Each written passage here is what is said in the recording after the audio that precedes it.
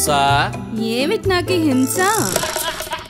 ఎక్కడ ఎక్కడ ఎక్కడ ఉందో తారక, నన్ను తోమి ఉతికి ఆరేసే ఆ గోపిక. రే యాదగిరి, రిమోట్ కనిపెట్టింది తెల్లోడే కావచ్చు కానీ అది పని చేయకపోతే దాని వెనక కొట్టాలని నేర్పించింది మాత్రం మన భారతీయుడేరా.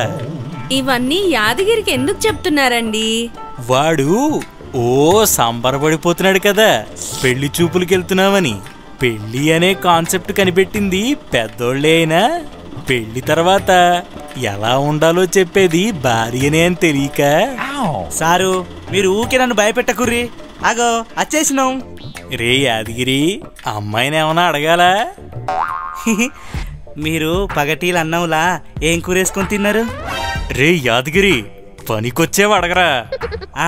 సరే సారు, మీరు ఎందులో ఫస్ట్ ఉంటారండి? నేను బాగా వంట చేస్తానండి.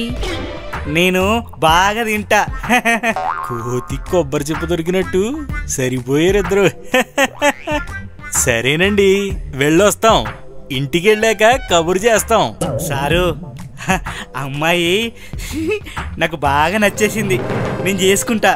అవును యాదగిరి, అమ్మాయి చాలా బాగుంది, చందమామలా ఉంది, నాకు నచ్చింది.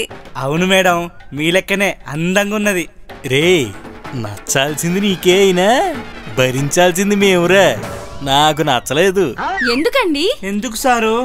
ఎందుకంటే నేను వాళ్ళని టీ తాగే ముందు వాటర్ అడిగితే వాటర్ ఇవ్వకుండా డైరెక్ట్ టీ ఇచ్చేసారా. అది నేను గమనించాను, నాకది నచ్చలేదురా. పెళ్లి క్యాన్సిల్. ఏంది సారు, ఈ రీజన్కే పెళ్లి క్యాన్సిల్ చేస్తారా ఎక్కడన్నా? ఒరే యాదగిరి, నీకు అసలే జనరల్ నాలెడ్జి తక్కువ.